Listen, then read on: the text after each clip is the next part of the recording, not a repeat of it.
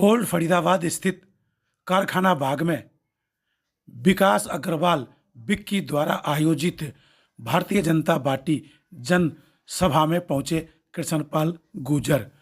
मंच पर पहुंचे मंत्री कृष्णपाल गुर्जर ने आयोजकों का नाम लेकर सराहा है और मंच पर सभी उपस्थित लोगों को भी नाम लेकर उसका कार्य सराहा है।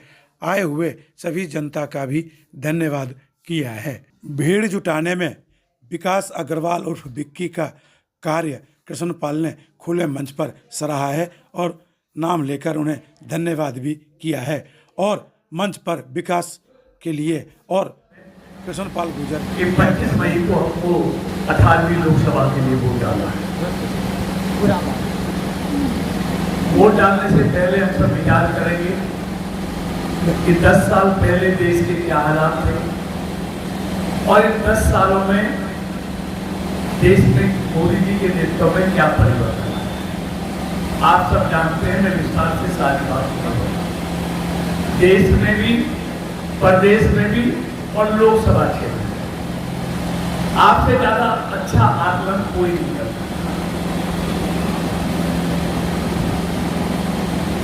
उस 10 साल की मनमोहन सिंह की सरकार का जो मिली जुली सरकार थी, उसका खामियाजा देश ने कैसे भुगता है, आप सबके चश्मे गवाह हैं।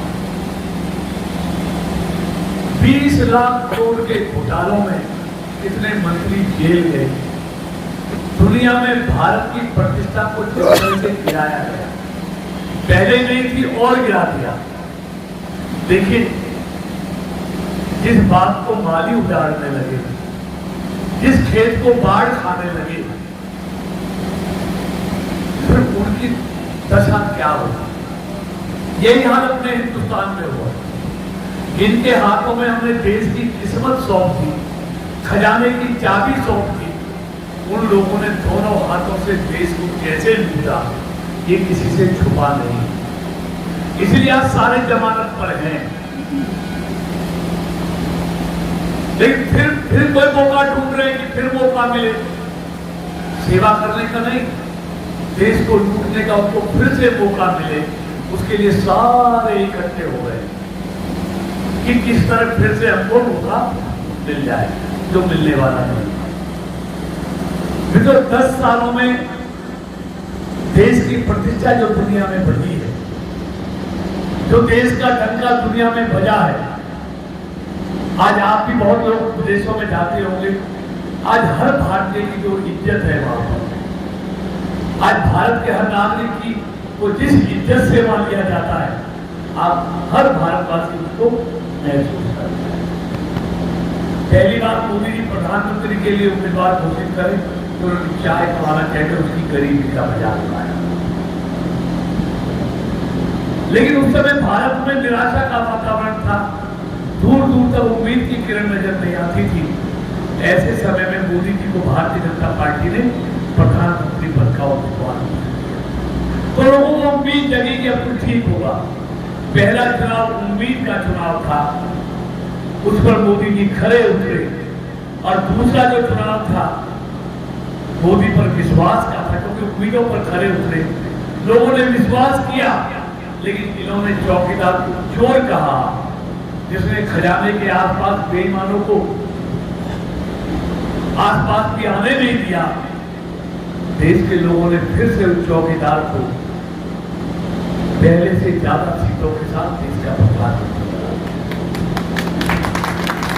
और ये तीसरा चुनाव मोदी की गारंटी का चुनाव है।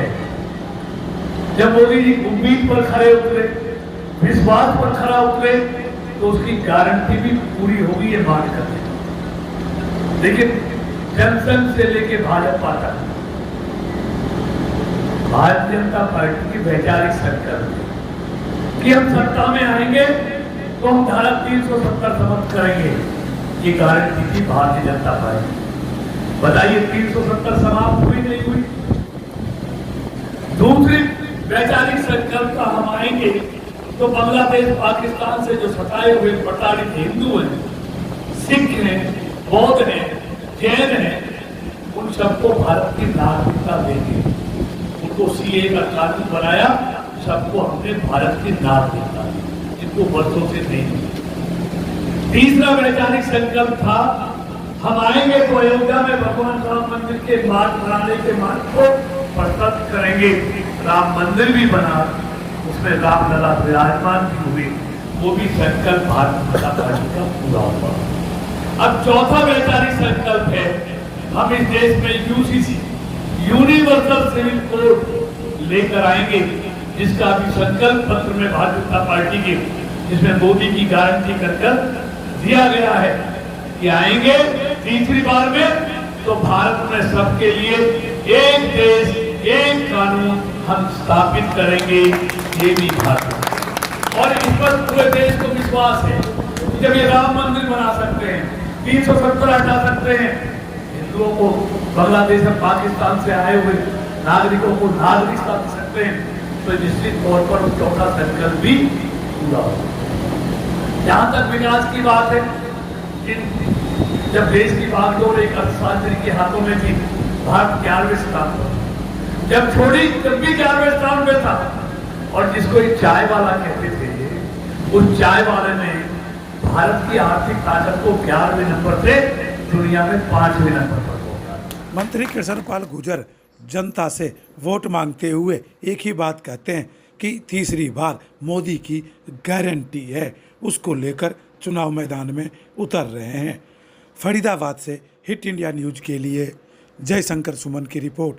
चैनल को लाइक एंड सब्सक्राइब जरूर करें और शेयर भी करें।